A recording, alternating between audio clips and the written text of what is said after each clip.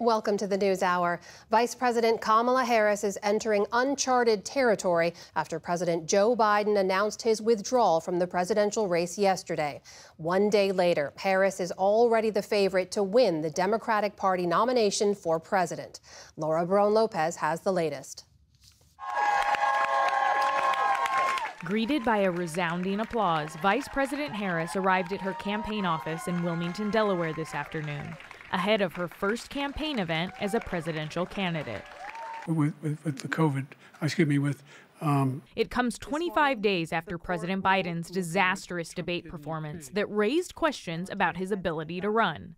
There are very honest and serious and rigorous conversations taking place at every level of our party. For weeks, the president faced mounting pressure from allies in his own party to end his campaign.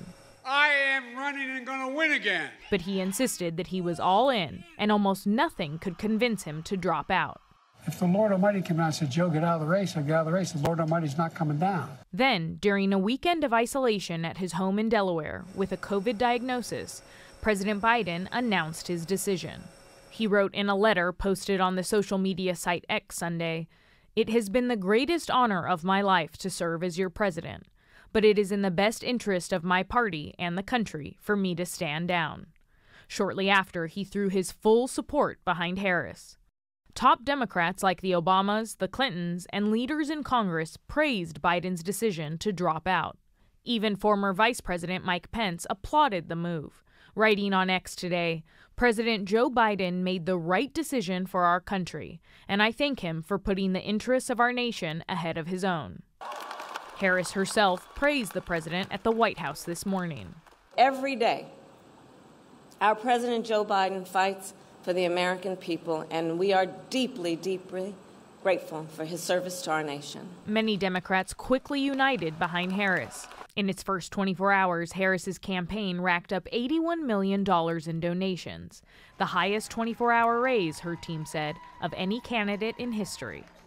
Some who were seen as possible competitors to Harris lined up behind her. I'm excited to fully endorse Vice President Harris. Kentucky Governor Andy Beshear gave his backing this morning, but sidestepped questions about whether he'd serve as her running mate. The only way I would consider something other than this current job is if I believed I could further help my people and to help this country. North Carolina Governor Roy Cooper delivered a similar message. Kamala Harris is the person. She's excited to win this thing, and I am too. Meanwhile, Michigan Governor Gretchen Whitmer gave her endorsement, but said she would not accept the vice presidency if offered it. If they offer it, you will not take it. I am not leaving Michigan. Pennsylvania Governor Josh Shapiro, California Governor Gavin Newsom, and Illinois Governor J.B. Pritzker also said they support Harris. Though holding back an endorsement, West Virginia Senator Joe Manchin confirmed today that he will not challenge the vice president for the nomination. So you are not interested in running for office, true? I'm not running. I am not running for office. On the right, a different story. House Speaker Mike Johnson rebuked Biden's decision to drop out. He wrote in a statement that it invalidated the votes of more than 14 million Americans and joined other Republicans in calling for Biden to resign from the presidency. Former President Trump lambasted the move on Truth Social, falsely saying of the Democrats they stole the race from Biden after he won it in the primaries. These people are the real threat to democracy. And Team Trump is already attacking their new opponent, including Trump's running mate, J.D. Vance, at a rally in his hometown today. If you want to lead this country, you should feel grateful for it. You should feel a sense of gratitude. And I never hear that gratitude come through when I listen to Kamala Harris. Tomorrow, Vice President Harris is expected in Milwaukee, Wisconsin for the second full day of her campaign for president. Despite Trump's fast attacks on Harris, Democrats are energized and are trying to turn the tables on the Republican narrative, pointing out that Trump is now the oldest presidential nominee in history. Laura, you have been reporting for weeks on the growing calls for President Biden to step aside, but tell us how he ultimately arrived at the decision to do so just this past weekend. Sources familiar with the decision-making, Amna, told me that up until Saturday, President Biden was still holding firm, still wanting to stay in this race, and President Biden was alone for much of his COVID isolation, which started last Wednesday, until his two closest longtime advisors, Steve Ricchetti and Mike Donnellan, arrived and huddled with him on Saturday. They gave him the lay of the land, essentially, for his campaign, talking to him about him losing support in Congress, about donors shutting off money. They ran through polling with him, sources told me. And it wasn't until Sunday when President Biden decided he was ultimately going to bow out of this race. And all of his other senior advisors, including Jen O'Malley Dillon, the campaign chair, as well as Jeff Zients, who is the chief of staff to the president at the White House, were not aware of this decision until about 1:45 p.m.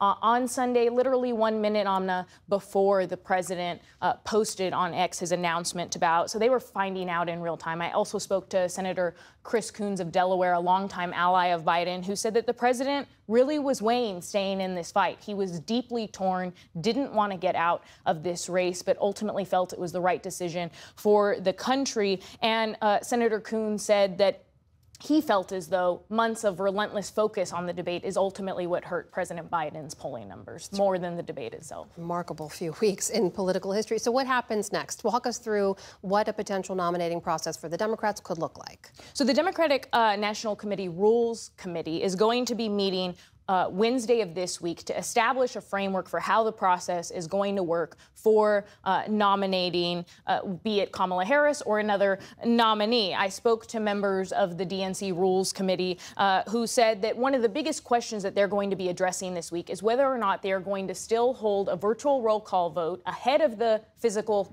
convention in Chicago. That would be sometime between August 1st through 5th. The actual convention is in mid-August. And so they're trying to figure out if they're still going to hold it early because they want to be on the strongest footing possible to basically fight off potential Republican litigation regarding ballot access. And so it's highly likely that they will still move forward with that virtual roll call vote based on the people that I was talking to on the Rules Committee. And a lot of them do expect that Kamala Harris will be their nominee. So you mentioned some of the key folks already that we've seen come out to back Harris as the Democratic nominee. Is that what we're seeing across the rest of the Democratic Party, too?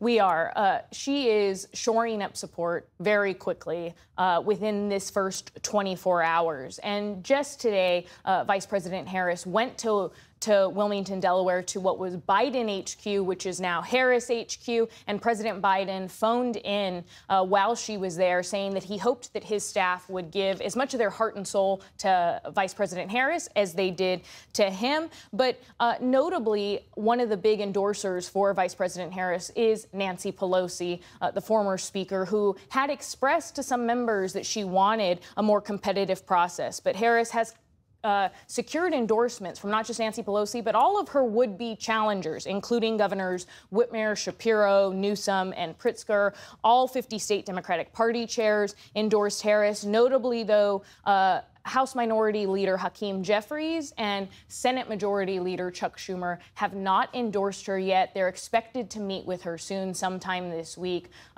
Hakeem Jeffries said that he thinks she's off to a great start, but when asked by reporters today, did not endorse her. So if she were to secure the nomination, what are you hearing about who she might pick as a potential running mate?